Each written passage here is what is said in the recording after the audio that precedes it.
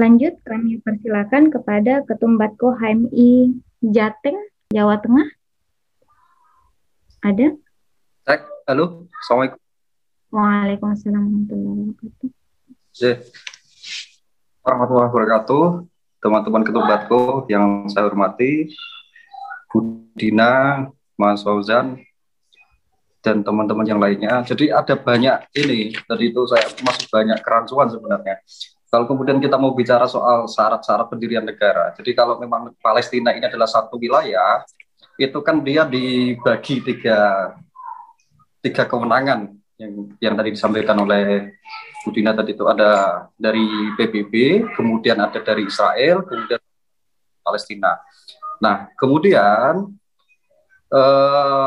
Israel sendiri dia tidak berkenan dengan perjanjian tersebut, katakanlah karena memang dia kepingin mensejahterakan rakyatnya begitu ya kira-kira. Kalau dia disebut sebagai Yahudi ini sebuah agama lokal tapi begitu menguat begitu sehingga dia mampu melindungi pemeluk agama lokal dia, artinya orang-orang saya sendiri begitulah yang harus saya berdayakan kan begitu kira-kira. Nah jadi wajar saja kalau kemudian kita tidak berbicara masalah baik dan buruk dulu ya, artinya kalau kita mau memperjuangkan artinya untuk kelompok kita sendiri, Israel pun tuh kalau kemudian dia menguatkan posisi dia, kemudian dia berdiplomasi dengan PBB, diplomasi dengan Amerika dan lain-lain begitu.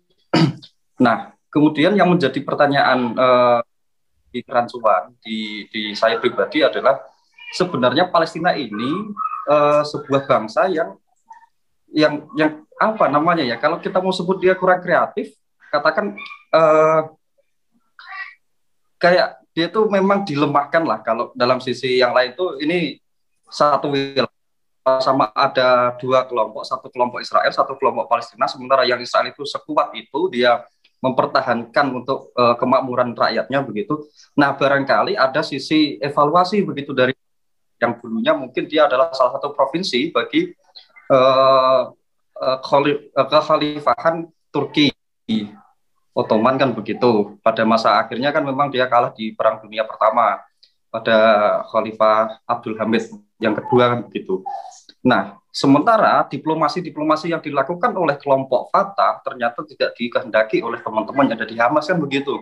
Nah, bagaimana cara yang terbaik untuk satu sisi kita ini menguatkan teman-teman dari Palestina itu sebenarnya apa yang menjadi persoalan yang di sana, misalkan kalau kemudian kelemahan mereka ada di wilayah infrastruktur atau kemudian infrastruktur atau kemudian pengelolaan apa dan seterusnya, ini memungkinkan teman-teman itu agak langkah gerakan daripada resolusi konfliknya itu menunjukkan ke wilayah satu step apple to apple tadi yang disampaikan oleh Bu Dina itu. Kalau konflik itu ya harus setara kan begitu kira-kira. Sementara yang ini Israel dan Palestina ini bukan satu entitas setara kan begitu kira-kira. Nah setidaknya kalau memang ini mau resolusi konflik, setarakan dulu posisinya Palestina dengan Israel kan begitu. Mulai dari rakyatnya, wilayahnya, kemudian pemerintahannya, kemudian ada pengakuan dari negara lain kan begitu. Jadi dari sisi satu konfrontasi dari kelompok Hamas, misalkan dia dijadikan sebagai kelompok keamanan negara begitu. Kira-kira terus kemudian wilayah-wilayah diplomasi dipegang oleh Fatah kan begitu. Nah sehingga ketika sudah apple to apple begini akan sedikit lebih mudah kira-kira kalau negara sudah sejajar kan begitu. Sementara hari ini posisinya di Palestina ini kan dia di bawah banget kan begitu.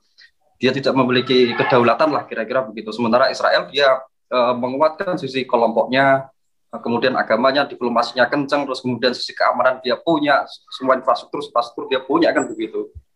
Jadi nanti mohon keterangan lebih lanjut bagi Bu Dina maupun Mas Fauzan, ini kayak mana nih untuk menyetarakan dulu nih konfliknya itu biar setara dulu gitu kira-kira. Nah sehingga ketika mau memerdekakan Palestina gitu kan, ini apakah memang nanti pada akhirnya one state solution yang disampaikan oleh Budina tadi itu menjadi satu-satunya solusi terakhir. Jadi negara itu negara Palestina dan Israel disatukan terus bagi wilayahnya kan begitu, atau dibagi wilayah politiknya misalkan. Nah, sehingga tidak ada konflik lagi antara Palestina dan Israel. Nah, ketakutan kita adalah yang menjadi apa namanya pikiran-pikiran kita yang mohon maaf kalau saya pribadi memang belum begitu memahami bagaimana Palestina ini. Jadi barangkali yang memang dijadikan sumbu penyatu kita ini adalah Masjidil Aqsa-nya. Jadi Masjidil Aqsa itu sementara posisinya adalah di Yerusalem kan begitu. Sementara Yerusalem itu di bawah kendali PBB.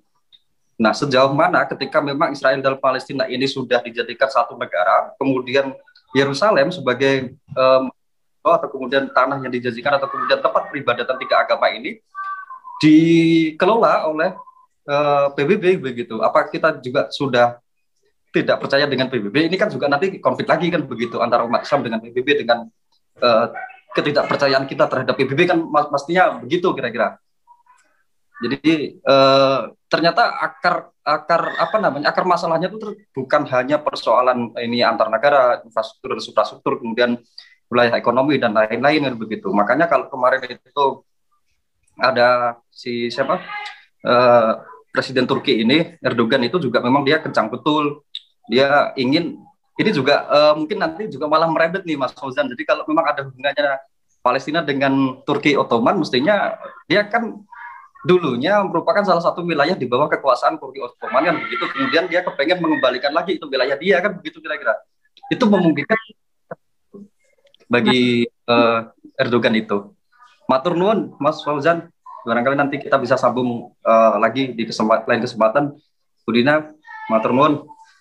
Tempat ke yang lain. Assalamualaikum warahmatullahi wabarakatuh. Waalaikumsalam warahmatullahi wabarakatuh. Terima kasih banyak ya.